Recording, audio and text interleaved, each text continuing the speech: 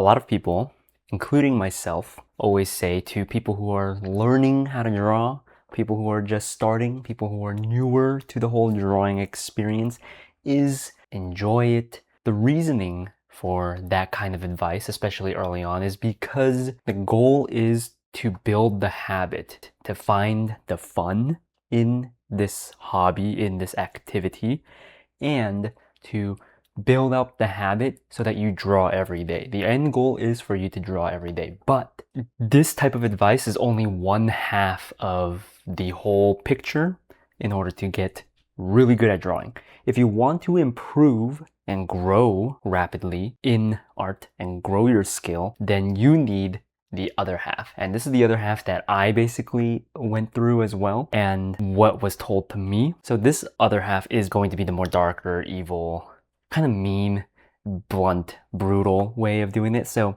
let's go over each idea. The comfort zone is something that a lot of people will end up falling into. We want to get out of it, or at least redefine or change up what you see the comfort zone as. So if you accept your current state of art, which a lot of people do, like, oh my god, it's so pretty, it's so nice, it looks so good, right? We want to give positivity, love, happiness, all that fun stuff. The effect of that, though, is that your brain will stay in this comfort zone. You settle for this half-hearted, bad art that you're sitting in, and you're ignoring the fact that in order to improve, in order to change, you need to have effort and pain and stress, and that'll push you to change. So you need to shift the mindset. So what kind of a mindset? You want to have the mindset of when you look at your drawing, it looks bad, and that's not normal.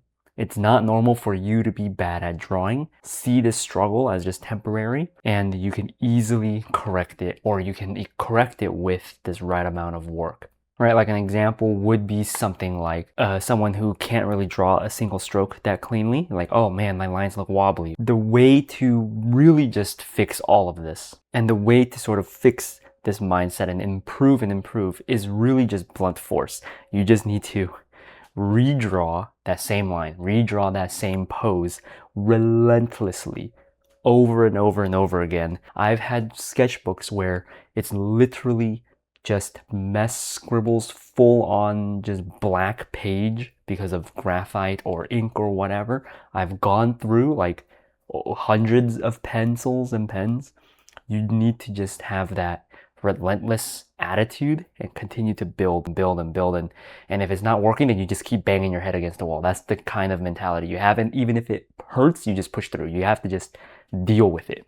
You're going to feel discomfort, and we want to be able to sort of try to use that discomfort as motivation to push you forward. The one mentality that I had when I started drawing, and this is fit for my personality, the one thing that I did was I doubted every single thing that I did. I saw myself as utter garbage, complete garbage. Same here, same now. I'm still doubting every single drawing I make is complete ass. I don't like anything that I do, and I hate everything that I draw.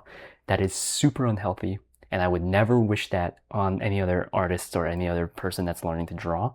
But you need to have a level of that kind of mentality in order to grow. And that's how I was able to really see improvement throughout a few years when I had these mentorships and when I had, even teachers who were like, this looks garbage, you need to fix it right now. And I had to stay and fix.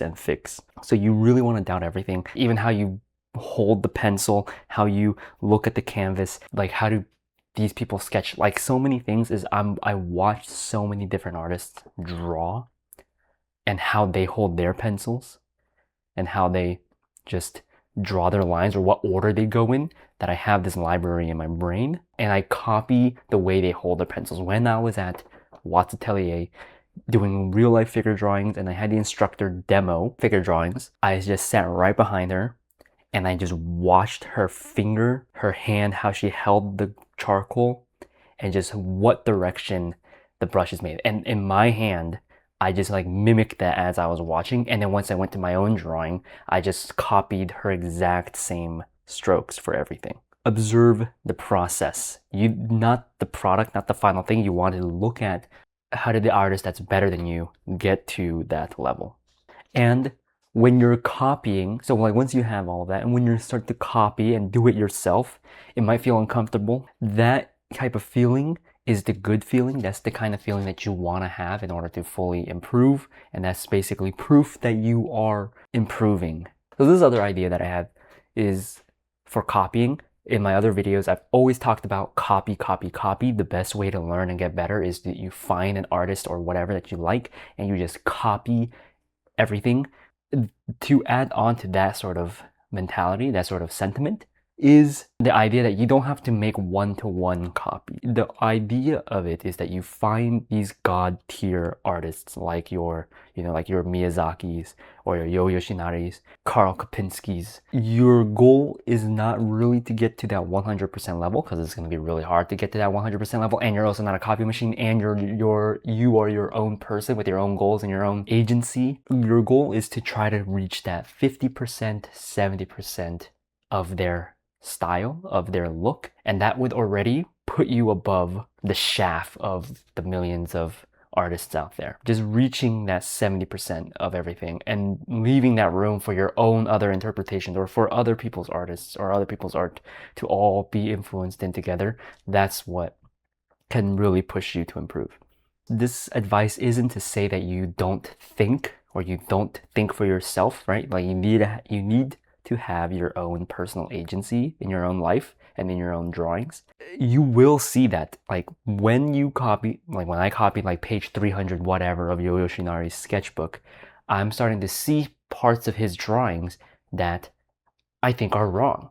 Oh, that foot is out of perspective. That needs to be moved over like this or that. Like I start seeing the mistakes in their work, or maybe not necessarily mistakes, but things that I would do differently in theirs. And that's that healthiness that you want to have. That's that good personality clashing, and that's where your personality is able to fight through because you've learned enough from them. It's like, what is that? There's like the apprentice has surpassed the master type deal. You're a baby and now you finally have developed your prefrontal cortex and now you can think for yourself. And this is going to be something that to help with your mentality throughout all this. Like when you're constantly learning and struggling with hard things, it's going to burn you out, of course. That's why we have to mix in the more comforting, fun stuff. And for me, that comfort stuff is drawing like anime portraits or doing gesture drawing. Gesture drawing became my comfort thing where I can just semi-turn my brain off and just like have fun drawing on like, parchment paper, big canvas with like a piece of charcoal or whatever, or even just digital, like I'm just sketching stuff. That is the most relaxed comfort level thing, and that's my comfort zone. That's the thing that I fall back on when I have nothing, when I have low motivation or no motivation and I have nothing to draw. So that stuff is good.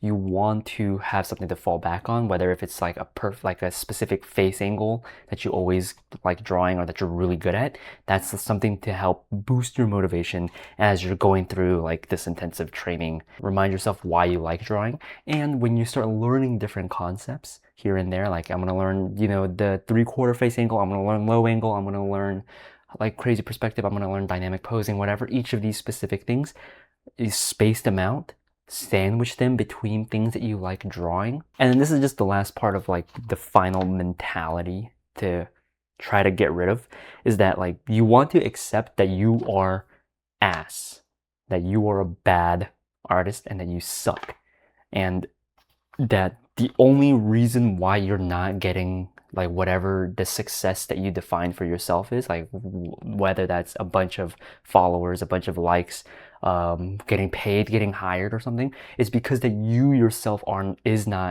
not, what's the grammar? You are not good enough for it. It's your fault and you just need to take that. And it doesn't have to be so like negative or mean towards yourself. You can just say something like it could be something more uplifting or more motivational, like, okay, I'm struggling right now, I recognize that I'm struggling right now, and that's just because I haven't built the skills up yet, but I will be able to build up the skills if I continue to practice. But what you don't want to do is just cover it up, being like, oh, I meant to do that, like, oh, this is part of my style. Oh my god, this is part of my style. Shut your ass up. It can be part of your style. Anything is art. Your style, it could be part of your style. It could be whatever it is that you want to be. I do not care.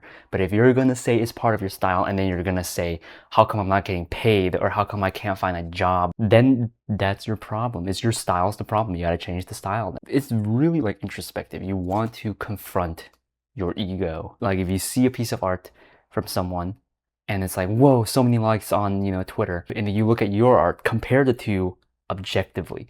What do they have? What do they not have? If it's a fundamental difference, you got to work on your fundamentals. You always have to work on fundamentals. If it's like, if your fundamentals are solid and that artist's fundamentals are also solid, and you want to look at, okay, what's the problem then? Is it like composition? Is it, the subject matter? And the other part is like, with anything that I'm saying, or if anything that if you ask people to critique your work, if whatever I said is rubbing you the wrong way, like, oh my God, like, oh, I'm offended, then that's the sour point. If you show someone your art and someone points out, hey, how come the face looks like that? And you get defensive, then that's proof that you yourself knew unconsciously that the face was off, and you feel embarrassed that someone is able to point it out and you want to defend it yourself. It may not be that exact specific case, but you got to be truthful with yourself. It is not all about positivity. Life is not rainbows. You do not want to hesitate in putting your art through the ringer. You want to be brutal with it, and that will ensure that the next time you practice, you will be able to practice effectively and also practice efficiently. And you don't have to be so like, and it's not just complete negative, obviously, this mentality, right? You want to mix it in with, this is the reason I'm identifying my faults, and now I want to work towards improving it. And I see that with the drawings, like the drawing that's being shown right now. Like, you guys can rip it apart in the comments. Nothing you say will be worse than what I'm saying to myself when I see this drawing. This is just some stuff that you want to think about as you start practicing more and more with this kind of more practical, brutal mindset that you should have to help improve. Am I settling for a mediocre drawing just because this drawing is stressful? Like, am I just, is drawing something complex too hard, so I just want to make something easy? Did I watch and actually spend 2 hours watching a professional draw in real time, watching their hand motions? That was during school, during mentorships, during whatever. I don't take notes, I don't doodle, I just stare at the instructor, the teacher, as they drew, and memorized and absorbed what they did physically with their hand.